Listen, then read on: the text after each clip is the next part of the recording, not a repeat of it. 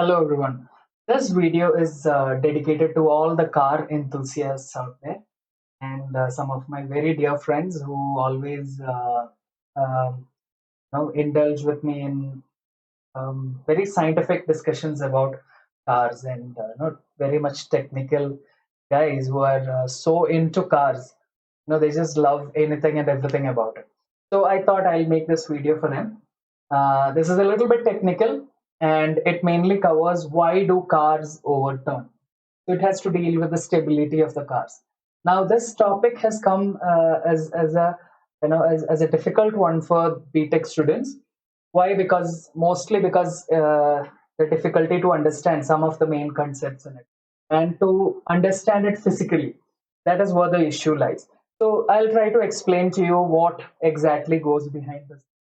So today we'll be dealing with the stability of a four-wheeler. Yes. So the main concept that comes over here is why do cars overturn? So the main root causes of a car to overturn is mainly two things. They are the first one is a gyroscopic couple, and the second one is a centrifugal couple. So these two together makes the car to overturn. Okay. Now, so I have a model over here, car model. This is my son's toy and he's sleeping. That is why I've taken it. If he sees me using it, then this video won't happen. Yeah, so the car is there and the car is moving. And have you ever noticed that whenever you see any video of the car overturning, or suppose you were also involved in any accident, um, then and you want to know how it actually happened, let me just tell you, when a car is moving like this and taking a turn, so it is taking um, a right turn. So when the car is taking a right turn, what happens is the inner wheels is the one that actually comes off the ground always. It is the inner wheel that comes off the ground which causes the car to overturn. Now, why it happens like that? Why can't the outer wheel come off the ground? Okay, now this question is there. So, have you ever thought about it? Now, I'm just curious. How many people have actually thought about it when they see a video of a car overturn? So, now let me tell you a principle about it. So the gyroscopic couple, now this mainly is happening because of your gyroscopic couple and centrifugal couple. Now, in order for us to understand how it works, we have to go deeper into understanding what exactly is a gyroscopic couple, what it means. So let me just move a little bit technical over here to make you understand what exactly is a gyroscopic couple, after which we'll come back to the story. I have a disc. Okay. Now this can be any rotating thing. Any rotating thing. A car's wheels, four wheels are there in a car. Okay. An aeroplane's propeller, ship's propeller, right? The propeller jets, the jet engines in aeroplane. So anything which is rotating, what it has an angular momentum, right? When it is rotating at a very high speed, it has an angular momentum. So it will always try to preserve that angular momentum based on Newton's law. Any body which is moving will try to move along its path or stay stationary, right? So we all know about it. So that same principle is applied over here also. Whenever a body is rotating at a very high speed, it tries to preserve its angular momentum.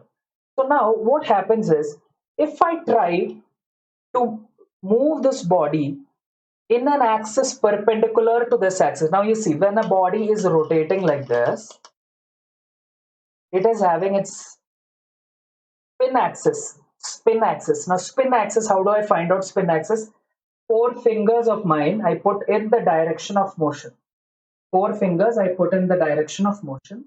So then the thumb will give me the spin axis. Okay, spin axis. Remember this. So this is the first rule, that is uh, the four fingers of my right hand. If I put it in the direction of rotation of the disc or anything, cars, tires, you put it moves forward. You put it like this, and the thumb will give you the spin axis, direction of the spin axis. Right. So in this case, the rotor is rotating like this, and I'm looking from here. It is in clockwise direction. So I put the fingers in clockwise direction. So the thumb, you see, this is the axis. So I've put a stick over here for you to understand easily. So now this is the spin axis. Now, if I move this one perpendicular to this spin axis, either like this or like this, that is called as precessional motion. Okay, if I move it perpendicular to the spin axis. So perpendicular to the spin axis means what? Now suppose if I'm moving it in this direction, I'm rotating it in this direction. So the disk is rotating like this, and while it is rotating at a high RPM, if I try to move it in a direction perpendicular to the spin axis of this rotating disk, then what happens is, and you see, I'm putting it just for you to understand the precessional motion, precessional axis. This is the precessional axis. So I have done what? I have rotated this in this direction. I have rotated this setup in a direction which is perpendicular to this spin axis. Okay, the disk is rotating. What am I doing? I am rotating it towards the left side. Left side. So towards the left side, if I put the four fingers, if I put it in the left side's direction like this, so then the thumb is again giving me the precessional axis. So this is the precessional axis over here. Okay, so you understood what is spin axis, what is precessional axis. So here, what happens is whenever a disk is rotating at a very high speed and I am precessing it at an axis with respect to an axis which is perpendicular to the spin axis, then a peculiar thing happens. The whole object, this disk, will move in a third direction, in a direction which is perpendicular to these two axes. Okay, that is what happens. Here, that is called as a gyroscopic couple. So here you see, if if this disk is rotating in this direction and I try to precess it with respect to an axis which is perpendicular to this one, then what happens is this disk will try to resist that motion and will move in a direction which is with respect to an axis which is perpendicular to these two axes. Okay, that is this disk will rotate about this axis. It will not simply rotate like this. Okay, it will move like this. This whole setup will twist like this. So what I'm trying to tell you is, if a disk is rotating at a very high speed and I try to simply turn it like this, it won't simply turn like this. It will have a turn like this. I cannot twist it simply like this. It will have a motion like this. That is what I'm trying to tell you. That is, with respect to this axis, it will have a motion. Now, this is the concept that you should understand. Now, when an aeroplane is moving on, right, an aeroplane is passing. Now, that is the same reason why when you have an aeroplane moving like this, and if the pilot tries to move towards left side or right side, what happens? An aeroplane is moving. If it has to turn towards left side or right side, is it like the aeroplane simply turns like this? No. What happens? An aeroplane goes like this, and if it tries not to move towards left side, it will lift up like this. It may either lift up or it will move down. It will go down like this if it is trying to tilt it towards either right side or towards left side. So what makes it happen? No, it moving upwards or towards right side if it is dipping, the tip of the aeroplane is dipping. Now, what makes it happen? It is because of the gyroscopic couple. Same principle is applied in a ship also. In a ship also, when the ship is moving and its propellers are working, it is rotating, and when the ship tries to move towards left side, what happens? Its bow may rise, and when it is trying to move towards left side, its bow may dip. How it happens? Again, because of gyroscopic couple. Yeah, so that was what is a gyroscopic couple. Now let me just tell you what exactly comes in a gyroscopic couple and what we need to calculate the gyroscopic. Now it is very easy. Gyroscopic couple is C is equal to I omega omega P. This is a very simple equation, I omega omega P, where I is the moment of inertia. So I is given by mk square divided by 2, right? And omega is given by 2 pi n by 60, where n is the rotation, this rotations per minute of any propeller or wheel or engine, whatever rotation, the disk's rotation. So here, and omega p is what? Omega p is equal to capital V by R, which is the velocity of movement of your ship or your aeroplane, right? So the velocity and the radius of curvature that it takes, what radius it turns at, that is your uh, velocity and the capital R. So here, see, such a simple formula, you got gyroscopic couple. So this is your, which is indicated by C. Right, now after this, let us move on. Now let us come back to our four-wheeler. Right, now what happens in a four-wheeler? So let me just try to explain to you what happens in a four-wheeler. Now when a car, when I suppose I am standing over here, I am standing over here. My weight is acting downwards, right? W is acting downwards, and the reaction force is acting upwards, right? I have a reactive force which is acting upwards from my legs, right? So, in the same way, suppose if I take this car, it is having reactive force acting over here. All the weight of this car is acting at the all the four wheels. So four wheels are having the total weight divided by 4. So equal and opposite force is acting at all the four wheels. Right. So that is here W by 4. There is a reactive force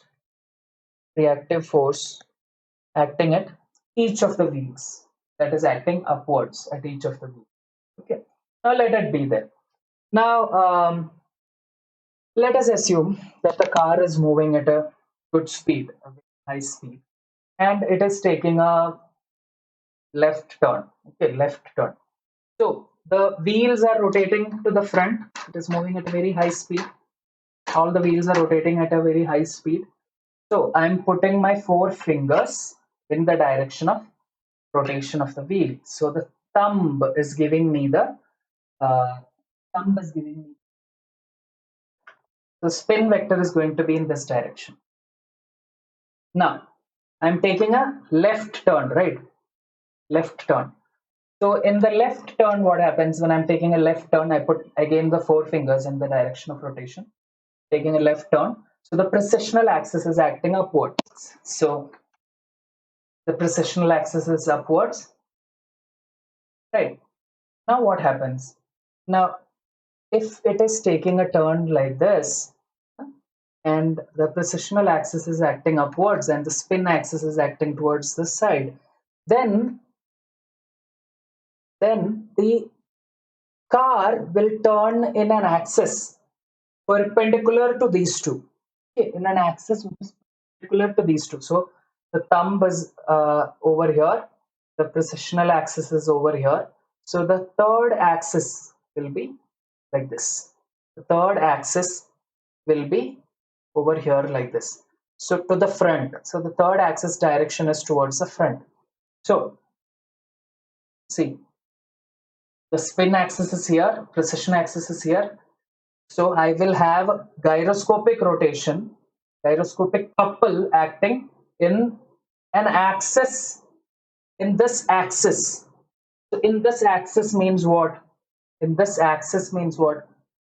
So I have to get it in this axis means my thumb I am putting it in this axis. Thumb I am putting it in this axis. So you see, the four fingers will give me the direction of rotation of the object. See, the four fingers are giving me the direction of rotation. So here my gyroscopic, reactive gyroscopic couple will make the whole car rotate in this direction. Rotate in this direction. Rotate. So what is happening over here? My car moving at a very high speed when it is taking a left turn. What happens? It will, if the speed is more than a particular limit, what happens? It will overturn like this. It is having a gyroscopic couple which is making it lift off the ground. So there is a downward reaction at the inner wheels and an upward reaction at the outer wheels. So here, that is the effect caused because of a gyroscopic couple. Now let us do some calculations based on this one. So here again, the gyroscopic couple that I told you about. Uh, how many are there? How many things are there which are actually rotating? I have wheels which are rotating. I have an engine component. Now inside the engine also there are rotating components. Let us take the crankshaft or flywheel. Flywheel is rotating at a very high velocity, right? So that rotating component also I have to take into consideration. So one engine plus four wheels are taken into consideration over here. So gyroscopic couple over here is equal to 4 into gyroscopic couple cost because of the wheels and plus, so gyroscopic couple is equal to what? I w p plus or minus I e omega omega p. Now omega p is same over here, that is angular velocity of precision.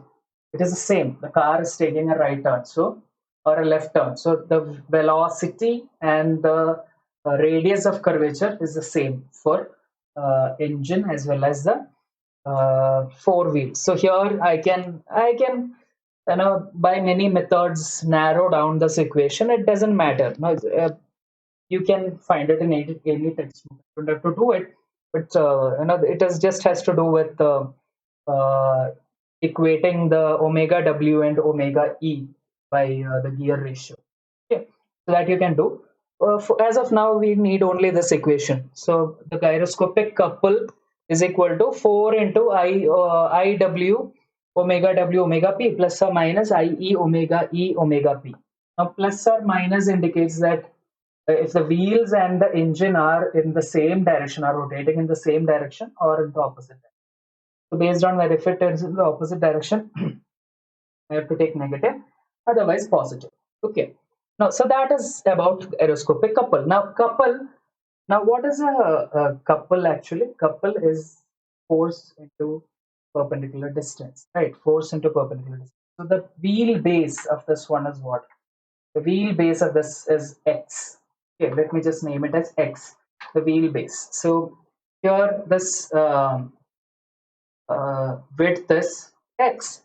Weight is acting downwards and the reactive force is acting upwards. So what happens with the gyroscopic couple when it acts? So the gyroscopic couple is here, because I'm just naming it as P. P into x is equal to gyroscopic couple. Now couple is equal to what? Force into perpendicular. So P is my reactive force and X is the wheel base, okay? The width, or what do you call, wheel span. So the wheel span is X and the wheel span, so the couple cost because of it is P into X. Now here in the inner wheels, what happens? If it is in the inner wheels, so it is P by 2 into X is equal to the couple. So I can also write it as P by 2 is equal to C by X. Okay. Where couple C is equal to what? 4 into gyroscopic couple cost because of wheels plus or minus gyroscopic couple because of the engine. Right, that's it. So here that is my P by 2. Right. Now let's move on to my centrifugal couple, right? Again, a very important one, which is the overturning couple, which is acting over there. So the centrifugal couple is equal to what? Centrifugal couple is mv square h divided by r, right? So let us find out the reactive force for it. So I'm naming it as q.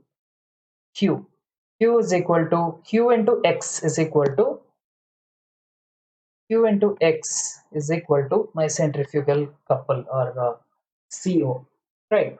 So Q into X. So if I'm dividing it by 2, because I have to name it as inner wheels and outer wheels, I'm splitting it as. So Q by 2 is equal to CO divided by 2X. Right, I just took X to the other side. So this is what we have. Now here comes the interesting part. So here Q by 2 is equal to CO by 2X. Now let me just reiterate it for you. So Q by 2 is equal to M V square H divided by 2 into R into X. Now what does it indicate? Now what is happening over here? Now let us just look at it in a practical point of view. So mass, let us take into consideration the first factor, mass. If mass is increasing, what happens to Q? Q is also increasing. Mass is increasing, Q also is increasing. Similarly, now let me just tell you, if Q is increasing, then it is very bad for us. It is very bad for us. Okay, so stability is decreasing actually. Okay, if Q is increasing, then the stability of ours is decreasing. So here again, uh,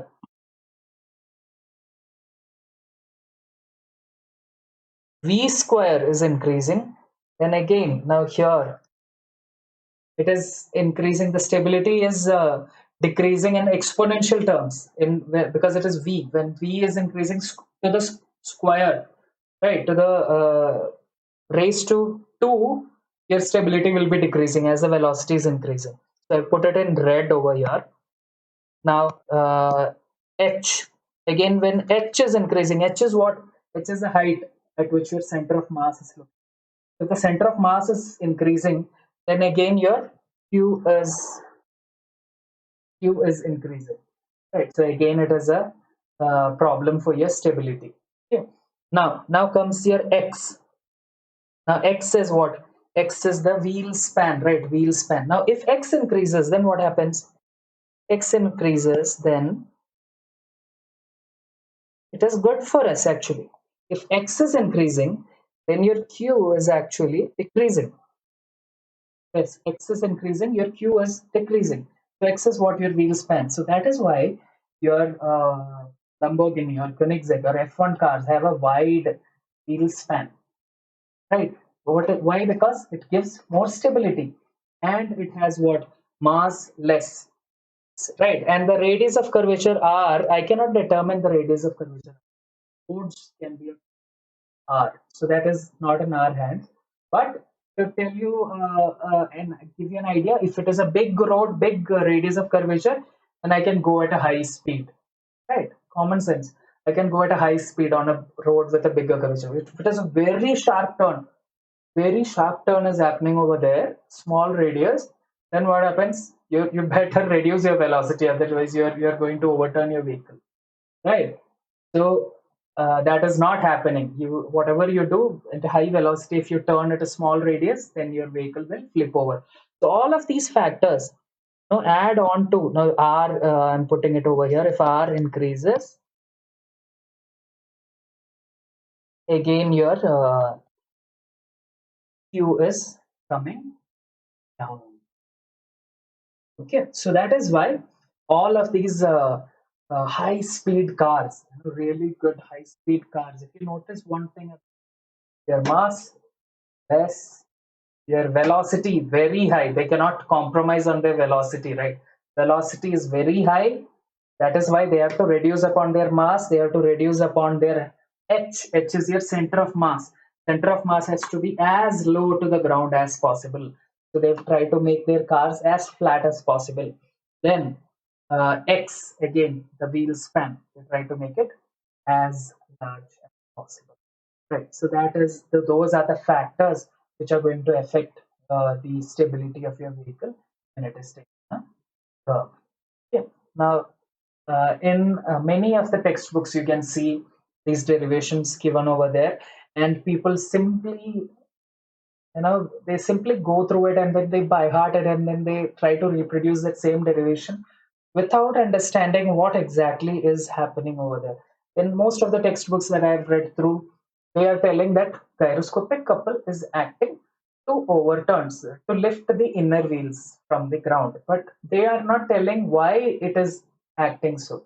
That is what I tried to explain in the first part of the video, where I showed you where the spin axis is acting. So the let me just tell you, repeat it for you. The tires are rotating to the front, so if you put your hands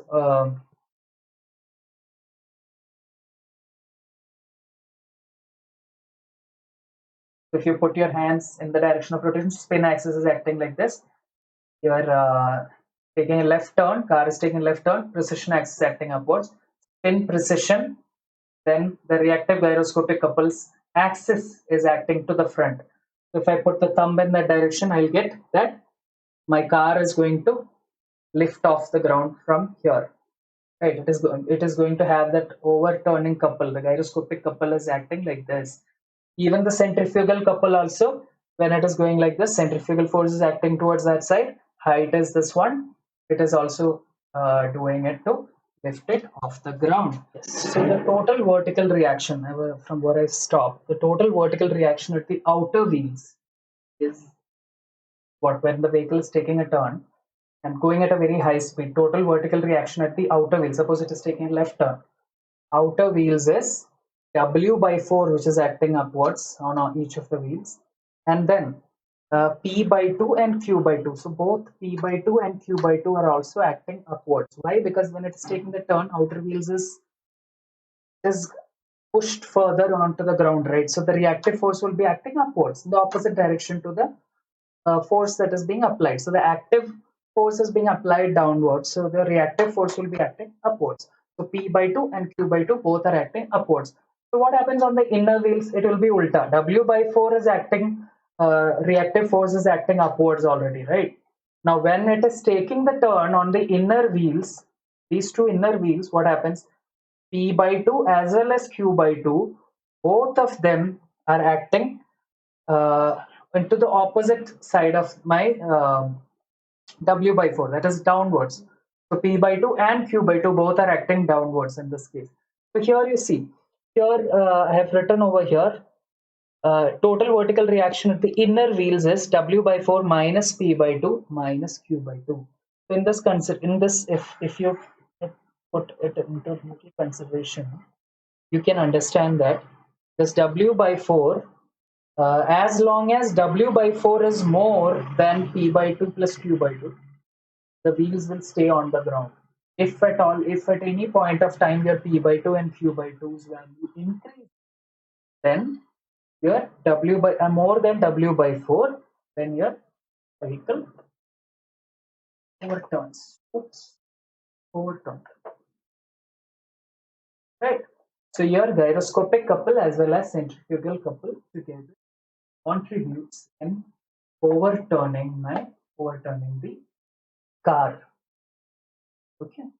So drive slow, drive safe, and buy a car with lesser mass. And if you want to drive it that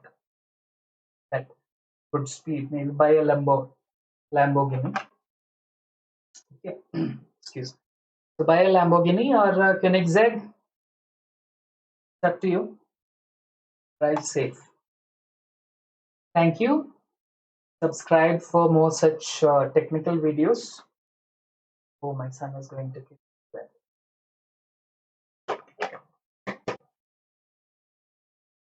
So subscribe for more videos. I'll be explaining further, if at all it is received properly, then I'll be doing a gyroscopic effect on aeroplanes and ships also. I can do it in the next week. Thank you.